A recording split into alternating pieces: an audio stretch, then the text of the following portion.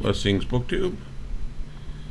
I'm here with another pastiche, and since I have a bunch of these to record, I went ahead and, rather than bumbling through the introductions, I'm going to give you a pre-recorded version of the pastiche series intro that I wrote, and it's going to be read to you by some AI voice.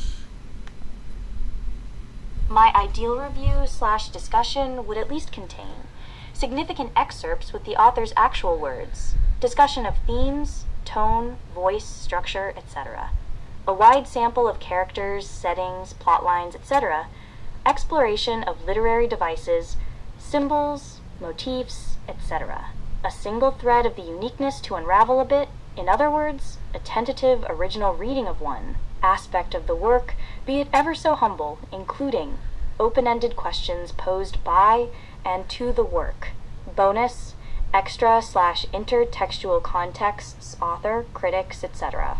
A pastiche was the least inelegant solution I devised.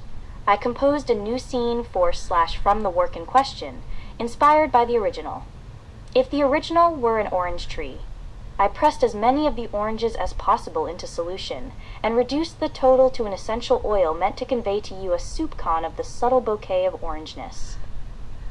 Okay, apparently AI can't say soupçon, even though I finally found out how to make the accent under the C there.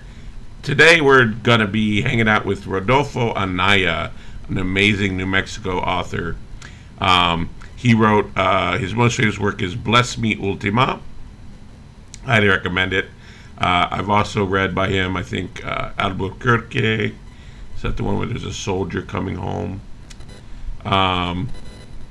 Anyway, he used to, I believe, write in the Frontier restaurant where I used to hang out. But I don't believe I've ever run into him. But because I have seen a lot of the Southwestern writers from New Mexico, because they'll frequently give a talk either at UNM bookstore, the university there, or at the unfortunately now defunct Gathering of Nations, which used to be the world's largest powwow we would have there every year. So a lot of the native poets I heard speak there. But anyway, I don't think I've heard Anaya speak, but I definitely recommend reading him. This is from Bless Me Ultima. Here we go. Pah! Ultima laughed at my childish imagination.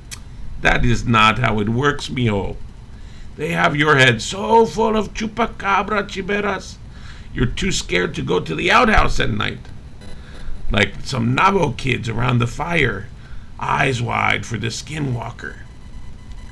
I reddened and thought of walking out to hide my shame, but I was too interested and afraid Ultima would not talk again. Not every malady is caused by someone else's malojo. Most times it's your own. Or a natural imbalance, such as a seasonal one. Your body has a double. Herbs can cure most hurts of the body, but el doble's hurts can be invisible and very hard to find and fix. Ultima was quiet a long time. I waited and just listened. I could hear my own heart after a while. Some wetness crackled out of the green branches on the smoky fire. Just one quick note, malojo there means the evil eye, and it is definitely a belief that is still very current in Mexico, New Mexico, that whole area. I can definitely attest to that. So there you go. Hope you enjoyed it. See you soon. Please like, subscribe, all that good stuff.